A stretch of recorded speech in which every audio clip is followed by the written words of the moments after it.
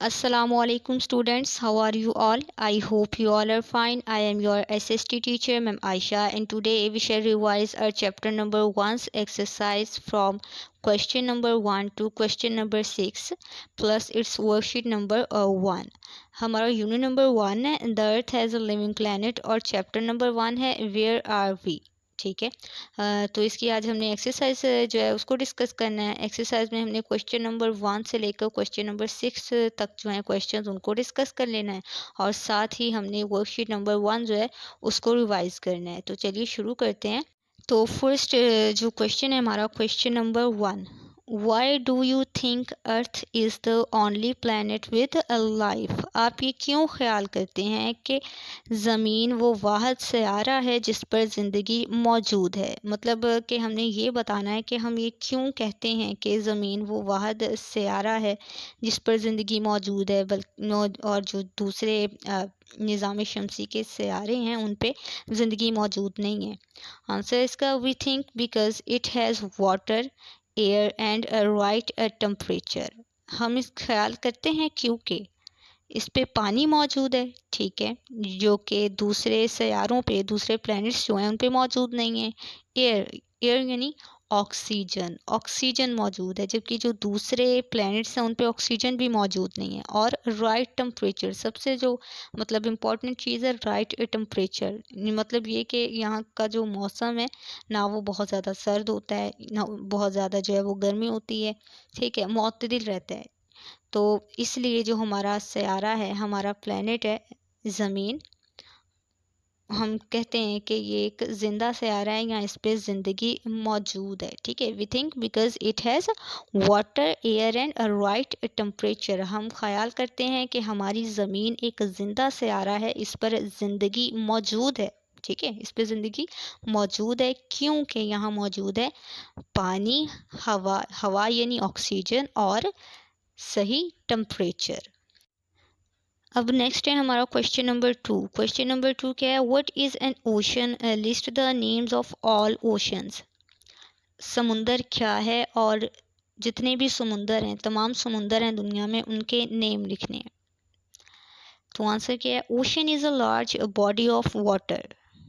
पानी की बहुत बड़ी जिसामत को, एक बहुत बड़ी जिसामत को हम कहते हैं ओशन, यानी समुंदर। यानी जो ओशन होता है या समुंदर होता है वो साइज़ में बहुत बड़ा होता है, इसलिए उसको कहा जाए कि a large body of water is called ocean. अब नेम्स हम देख लेते हैं कौन कौन से हैं। Atlantic ocean, Indian ocean, Arctic ocean, Antarctic ocean and Pacific ocean. Total कितने ओशंस हैं, जो बड़े समुंदर हैं, टोटल कितने हैं, 5 हैं। ठीक है, कौन कौन से हैं, Atlantic ocean, Indian ocean, Arctic ocean, Antarctic ocean and Pacific ocean. अब है question number 3, what is a continent, list the 7 continents of the world. ठीक है, कॉन्टिनेंट या बरे आज़म क्या है और दुनिया के जो 7 बरे आज़म हैं, बड़े बरे आज़म, उनके नेम लिखते हैं आप लोगों ने। आंसर है continent is a large piece of land. ठीक है, यानी ज़मीन के बहुत बड़े हिस्से को कॉन्टिनेंट या फिर बरे आज़म कहते हैं। ठीक है, यानी बहुत बड़ा हिस्सा होता है, जैसे कि हमारा जो पाकिस्तान है, हम बरे आज़म एशिया में वाक़ हैं। ठीक है, तो इसके अलावा इंडिया भी बरे आज़म एशिया में वाक़ है, अफ़गानिस्तान, चाइना भी जो है वो, और बांग्लादेश, ये सब जो है बरे आज़म एशिया में वाक़ है। यानी कि जो बरे आज़म होता है, कॉन्टिनेंट होता है, वो बहुत बड़ा होता है, इसलिए कहा जा रहा है कि continent is a large piece of land. ज़मीन के बहुत बड़े हिस्से को, एक बड़े हिस्से को हम कहते हैं कॉन्टिनेंट या फिर बरे आज़म। अब नेम्स हैं इसके, north America, south America, Africa, Europe, Asia, Australia and Antarctica. ठीक है, टोटल 7 कॉन्टिनेंट्स हैं। कौन कौन से हैं, नॉर्थ अमेरिका है, साउथ अमेरिका है, अफ्रीका है, यूरोप, एशिया, ऑस्ट्रेलिया और एंटार्क्टिका। अब है question number 4, where is Pakistan located, name the provinces of Pakistan. क्या बताना है हमने कि पाकिस्तान कहाँ वाक़या है और पाकिस्तान के जो प्रोविंसेस हैं वो कौन कौन से हैं। So answer is Pakistan is located in south Asia. जैसे कि मैंने आपको बताया था कि बर आज़म एशिया में पाकिस्तान वाक़ है, ठीक है। Pakistan is located in south Asia. और नेम्स क्या क्या हैं? पंजाब, सिंध, बलूचिस्तान एंड खैबर पख्तूनख्वा। टोटल पाकिस्तान के कितने सूबे हैं, कितने प्रोविंसेस हैं? 4 प्रोविंसेस हैं। सूबा पंजाब, सूबा सिंध, सूबा बलूचिस्तान और सूबा खैबर पख्तूनख्वा। खैबर पख्तूनख्वा को पहले जो था इसको सूबा सरहद भी कहते थे, लेकिन फिर उसके बाद जो है इसकी जो नेम है उसमें अमेंडमेंट कर दी गई, उसको चेंज कर दिया गया और जो नया नाम है वो खैबर पख्तूनख्वा रख दिया गया। फिर है question number 5, how is a capital city different from other cities. आपने ये बताना है कि कैपिटल सिटी यानी दारुल खलाफा किस तरह से मुख्तलिफ होता है दूसरी सिटीज़ से, यानी वो कौन सी चीज़ है जो उसको मुख्तलिफ करती है, डिफरेंट करती है दूसरी सिटीज़ से। आंसर है capital city is different because capital city is a place where the government leaders sit and make decisions.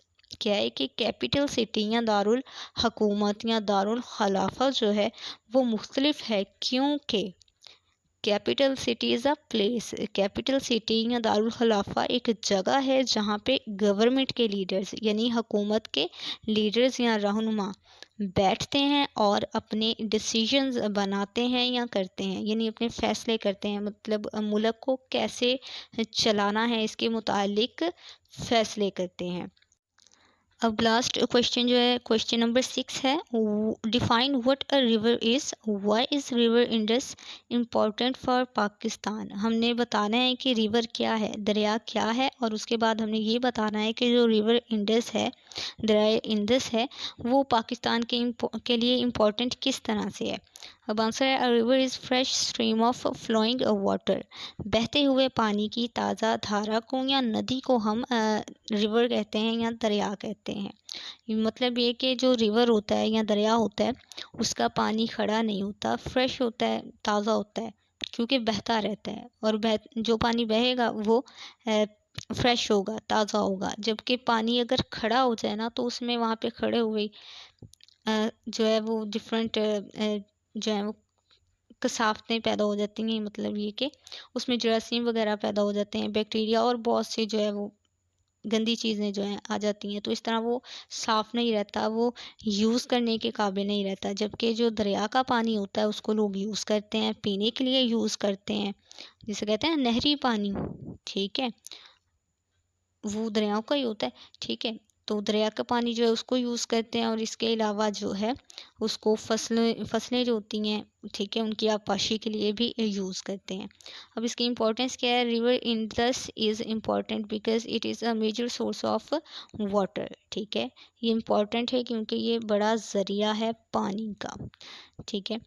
जैसे मैंने आपको बताया कि इसको यूज़ करते हैं पीने के लिए और आपाशी के लिए, और ये फिर देखिए ना सिर्फ ये पानी जो है उसको प्रोवाइड करने का ये मेजर सोर्स है, बल्कि फूड जो है उसका भी मेजर सोर्स है, क्योंकि इसके इसी के पानी से जो है वो फसलें सैराब होती हैं, ठीक है। तो इसलिए जो उनसे हम फूड हासिल करते हैं, तो ये इस तरह से वाटर और फूड दोनों प्रोवाइड करती है हमें। अब वर्कशीट नंबर 1, क्वेश्चन नंबर 1 है फिल इन द ब्लैंक्स। अब ये ब्लैंक्स दी गई हैं, ठीक है, इनको आपने फिल करना है, और इसके आंसर्स भी हैं, उन आंसर्स को फाइंड करके आप जो है इन ब्लैंक्स में लिख दोगे, राइट कर दोगे, इनको फिल कर दोगे। अब देखिए आंसर्स कौन कौन से हैं। Islamabad, river, Asia, Karachi, tributary, ठीक है। तो फर्स्ट है, our country Pakistan is located in the continent of, कौन से कॉन्टिनेंट में है? एशिया, तो यहाँ पे एशिया आ जाएगा। The capital city of Pakistan is, Pakistan की कैपिटल सिटी या दारुल खलाफा जो है वो कौन सा शहर है? Islamabad. The capital city of Pakistan is Islamabad. फिर third, dash is largest city in Sindh. तो सिंध की जो सबसे बड़ी जो सिटी है या शहर है वो कौन सी है? कराची, जहाँ पे सी पोर्ट भी है, बंदरगाहें भी हैं। A dash is a fresh stream of flowing water, ये तो आप अभी जो है वो क्वेश्चन जो है वो भी पढ़ के आए हो, definition. river is a fresh stream of flowing water. फिर है fifth, a dash is a smaller river that flows into a bigger one. A tributary is a smaller river that flows into a bigger one. फिर second question, answer the following question. What is an ocean? List the names of all oceans. अब इसमें आपने क्या करना है, ocean जो है उसकी डेफिनेशन लिखोगे और जो 5 ओशंस हैं टोटल, ठीक है, उनके नेम लिख दोगे। आई होप सो आज का लेक्चर आपको समझ आ गया होगा। अब इसे आज आप अच्छे से रिवाइज कर लीजिएगा। इंशाल्लाह नेक्स्ट लेक्चर में मुलाकात होगी। तब तक के लिए अल्लाह हाफिज़।